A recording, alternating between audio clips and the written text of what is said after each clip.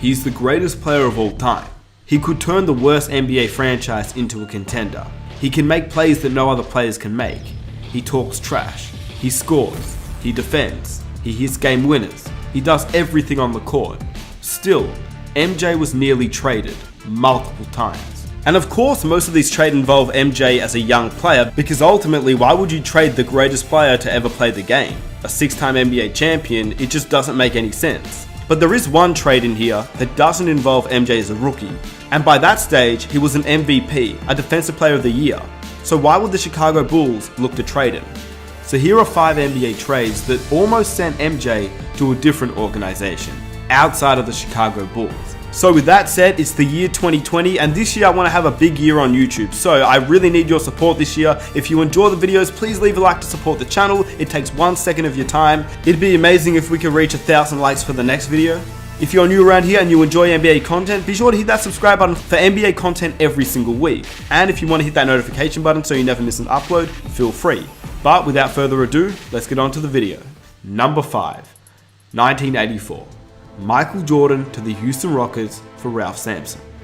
During the 1984 NBA draft, the Portland Trail Blazers had obviously drafted Sam Bowie, number 2, making them frowned upon by many NBA fans, obviously because they passed up on MJ and Sam Bowie would become known as a bust. In saying that, it's not the Portland Trail Blazers who messed up as much as it is the Houston Rockets. The Houston Rockets passed up on MJ not once, but twice. With the number 1 pick in the 1984 NBA draft, the Houston Rockets selected Hakeem Olajuwon, which, as we all know, was a great selection. He became the best center in the league at one point, he became one of the greatest centers of all time, and it's no debate that the Houston Rockets should have taken him number 1 overall because he was the best player coming out of college, and he was also a franchise-changing player. Had it been any other draft, then they would have taken the best player available. But what the Houston Rockets missed out on was a dynasty of Hakeem Olajuwon and Michael Jordan, which had been brought up via a trade, sending the 1983 Rookie of the Year Ralph Sampson to the Portland Trail Blazers for the 2nd overall pick, which was discussed, but obviously never happened. We all know that the 1984 draft is considered one of the greatest ever, and at the time the Rockets played around with the idea of having the 2 young and upcoming stars in Hakeem and MJ, instead of Ralph Sampson and Hakeem, considering that Ralph Sampson and Hakeem basically played the same position, except one of them would have to be stretched out to the 4, making them a very tough front court to face up against, but having 2 big men in the league was something that was very different at the time, because this wasn't a power forward and center combination, this was a 2-center combination. What makes it worse, and is obviously just luck, is the fact that the Houston Rockets had Ralph Sampson, who would be overshadowed by injuries, meaning that Hakeem and Sampson would only have 2 healthy years together. The entire trade was that the Blazers wanted to deal their 2nd overall pick to the Houston Rockets, and although the Portland Trail Blazers liked Sam Bowie, Portland's head coach Jack Ramsey went on record saying that he would have taken the trade in a heartbeat, making Sampson a Blazer and the Rockets getting MJ in the end. The Rockets obviously didn't completely flop with their decision, and despite Sampson being injured throughout his career and Jordan being the greatest player ever, the selection of Hakeem Olajuwon would enable them to retain 2 NBA championships, and although years later, it still poses the question for how successful Hakeem and MJ could have been together, and you can only imagine that what if. Number 4, 1987. Michael Jordan to the Los Angeles Clippers. This is probably the craziest trade that one has ever come up with. It was 1987. Michael Jordan was not the MJ that has been immortalized by NBA fans all over the world, and obviously is considered as the greatest player of all time. This was not that MJ. This was a very promising young superstar who was soon to be the face of the league, but he had been injured and he wasn't the best player available at the time. His injury wasn't a minor injury either, it was a pretty big injury at the time. He basically missed the entirety of his sophomore season, playing only 18 games and starting 9 of them. Due to MJ suffering a broken foot in his 3rd game of the season, the Bulls organization were contemplating on shifting the team's outlook to the future and looked deeply into the possibility of attempting to become a championship caliber team. According to the book, The Jordan Rules, written by a former Chicago Tribune sports journalist Sam Smith, the Bulls had been closely looking into dealing MJ to the Clippers in exchange for the number 1 overall pick, the number 6 overall pick, and a combination of 3 other players. The Bulls could have 5 players in total, or the number 1 pick, the number 6 pick, and 3 other players, plus their own draft pick. So looking back, it was actually a pretty decent trade. if it was anybody else besides Michael Jordan. Obviously, with the player they had selected 3 years prior, 3rd overall, and who had just suffered a foot injury, this was obviously an enticing deal. The number 1 pick and the number 6 pick, they would have 2 very good players, plus they would be able to get more future talent, but they decided not to do that. They obviously kept MJ, which was the best decision the Bulls could have made. In addition, at the time, the Bulls management had deemed MJ for being a selfish ball hog, and they said that MJ couldn't help the organization at all in terms of leading the team to championship success. But this trade was in 1988, 4 years after Michael Jordan had been drafted. This was not a trade that involved MJ as a rookie or MJ with no potential. This is MJ 4 years into the league. Having this trade even been put on the table, and MJ being a part of the Los Angeles Clippers, it could have changed the entire outcome of what we know in the NBA today. And obviously, of course, MJ wasn't the greatest player ever at that time. It was only his 4th season in the league, but during the 1987-88 season, he put up 35 points per game and was named both the MVP of the league and Defensive Player of the Year. With that said, many people, including Jerry Krause, the owner of the Chicago Bulls, didn't think that Jordan would be enough to get his team a championship.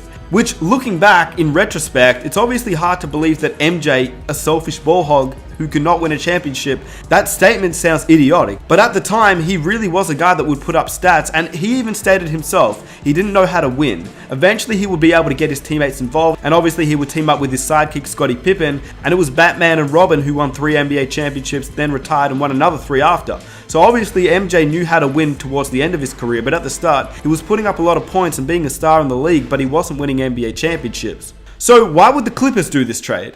Why would the Clippers trade the number 1 overall pick, the number 6 overall pick, and other picks? Well, the Clippers owner at the time was Donald Sterling, and he was tired of being looked down upon as the worst of the 2 LA teams. And yes, this is the same Donald Sterling that was removed and banned from the NBA a few years ago by the Los Angeles Clippers.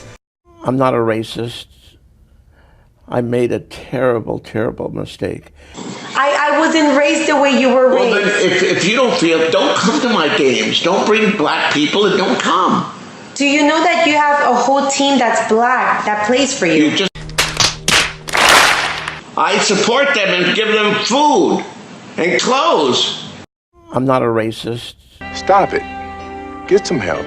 He was an extremely racist man who used his power to get what he wanted, which is why he was able to stay in the league for as long as he did. And this is because first and foremost, he was a businessman. He didn't really care about the players themselves, but rather about his money. And that's why he wanted Michael Jordan. He wanted to compete with the Los Angeles Lakers. If the Clippers had Jordan and the Lakers had Magic, that rivalry would have been bigger than basketball, but it also would have changed the league entirely. And most likely, Jordan would not have 6 NBA championships because Donald Sterling would never put a star player next to Jordan because that would mean he would have to pay. And Sterling didn't like to pay. He would have had Jordan as the front and centerpiece of the team, but it was all for his own gain. He wanted to provide some competition for the Lakers, who had Magic Johnson, Pat Riley, and obviously championships upon championships. The Clippers, on the other hand, were a new team and they basically had nothing. Actually, they had nothing. While Chicago had the ability to turn these picks into Rick Smiths and Mitch Richmond. Chicago also had their own pick and would have used that to probably get a guy like Rod Strickland. Rod Strickland, Mitch Richmond, and Rick Smiths, it could have been a nice trio, but they obviously chose to keep MJ, which obviously, and not for the last time in this video, was a very smart decision. Number 3, 1984, Michael Jordan for Julius Erving. Philadelphia had been greatly interested in acquiring MJ in exchange for Julius Erving, which obviously made sense at the time. Julius Erving was reaching the end of his career, whilst MJ was entering the league, and one of MJ's idols was Julius Erving. He stated that he looked up to Dr. J and had some of his moves in his arsenal. Do you feel that you carry on Julius's legacy to this game? I think I have a part of it. I think Magic Johnson, Larry Bird, Isaiah Thomas, I think all these people, along with myself, carry that label of the NBA. I think Julius and I are very similar in terms of what we try to do with the kids and what positive role models that we try to be. But I don't think anyone can carry the legacy like he carried it.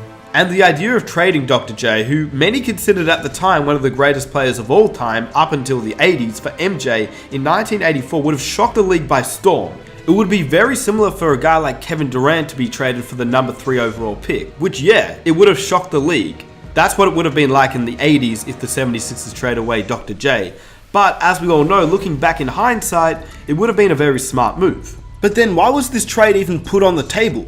The 76ers were just NBA champions. Dr. J was still playing at a very high level. Yes, he was getting older, but he was still a very serviceable player. And he was playing alongside the MVP of the league in Moses Malone. Those two combined were good enough to win a championship the next season.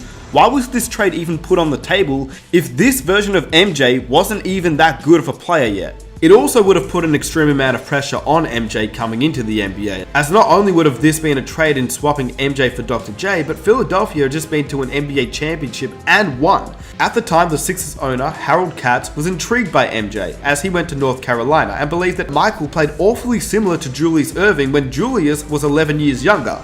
In hindsight, this man was very smart and he saw it before many. Unfortunately, he wasn't smart enough, as he never made the trade, and Dr. J retired in Philly. But had he made that trade, Moses Malone, Charles Barkley, MJ, it would have been scary. And what's crazy looking back is that he said, and I quote, "I thought I had a deal with the former owner Jonathan Culver of the Chicago Bulls for the 3rd overall pick," Katz told Pat Williams, the Sixers general manager at the time. Rod Thorne, who was the Bulls GM at the time, killed the deal and took MJ in the end. But Katz said, "I would have made the deal."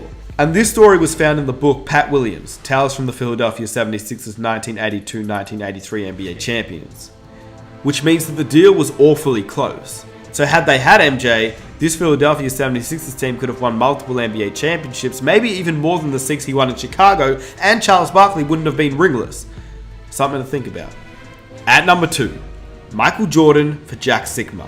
During the 1984 NBA offseason, the Seattle Supersonics were in rebuild mode, while the Chicago Bulls were in need of a big man. Jack Sikma was placed on the trade table, who was considered to be an extremely underrated NBA center who was a grit and grind type of guy. He was a big man who had championship experience, winning an NBA title in 1979 with the Seattle Supersonics. He seemed like he'd be a great fit in Chicago, and had the Seattle Supersonics been blessed with the top 2 pick, they would have made the trade. But during the lottery, Seattle would not be in luck, as Houston and Portland got pick 1 and 2, and those teams were also in need for a big man, as they drafted Hakeem and Sam Bowie. The only way that Seattle makes the trade is if they can get a big man in return, but not from Chicago. They would draft a big man and get MJ, bringing MJ to the Seattle Supersonics plus either Hakeem or Sam Bowie. Instead, they obviously didn't get the luck, and they didn't get MJ.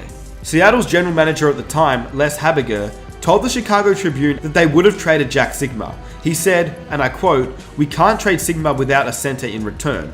And with Hakeem and Sam Bowie already being selected, and the Bulls not having a center to give up, they didn't make the trade in the end." But imagine if MJ began his career in Seattle. Would they still be a team today? And if so, would they become one of the most successful NBA franchises? Who knows? Number 1, Michael Jordan to the Atlanta Hawks, pairing up with Dominique Wilkins. In 1984, the Atlanta Hawks proposed a trade, Tree Rollins for Michael Jordan. At the time, Tree Rollins was seen as a DeAndre Jordan type player. He was an athletic big man who could block a shot. He was a defensive player of the year, he was a massive defensive presence, and he was a guy that the Bulls needed because they were looking for a big man. Remembering that in 1984, the Bulls drafted Jordan, but they were really looking for a big man. If Hakeem or Sam Bowie were on the board, they would have gone with one of those 2 big men, but obviously those 2 guys were off, so they went with Jordan. Even though they had selected Jordan with their first pick, the Bulls were disappointed. GM Rod Thorne admitted as much when he apologized to Chicago fans. You know how Rod Thorne built the team by accident? He didn't want Michael Jordan. He wanted the big man. There was sentiment in the organization. Hey, we have a lot of guards. We really need a center. Should we trade down and take a guy like Mel Turpin or somebody else? Our feeling was that, Jordan's potentially a very fine NBA player, but to think he would turn out to be what he turned out to be, I wish I were prescient enough to have thought that at the time. But Tree Rollins seemed like a guy that they could definitely trade for. He was a very good defender, averaging 4.3 blocks per game the previous season, although he was not an offensive presence by any means. This trade, like many others that have been proposed, would once again focus on trading for the 3rd overall pick, which obviously ended up being Jordan. But what makes this trade so intriguing is the idea of the Atlanta Hawks teaming up Dominique Wilkins and Michael Jordan, combining the 2 human highlight reels together, the rival dunk contest champions, allowing them to be a dynamic duo. And when you think about it, you look at MJ and Pippen winning 6 NBA championships. Imagine if Atlanta had MJ and Dominique. But either way, one of those two guys pairing up with MJ can mean NBA championships.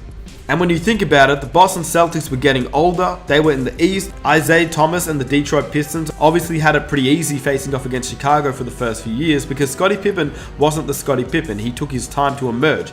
Dominique came into the league as a pretty solid player already. And in 1988, it was Game 7 of the Eastern Conference semifinals, and that provided a legendary shootout between Bird and Dominique, which Boston obviously advanced. But obviously, if Atlanta at the time had MJ, there's probably no way that Boston would advance to the conference finals, and Atlanta probably would have been definite NBA championship contenders. With that said, those were 5 NBA trades that had MJ in them. If you enjoyed this video, please be sure to leave a like, subscribe if you're new for more NBA content, and if you want, you can follow me on Instagram as well. With that said, it's been your boy Smith. I am out. Peace.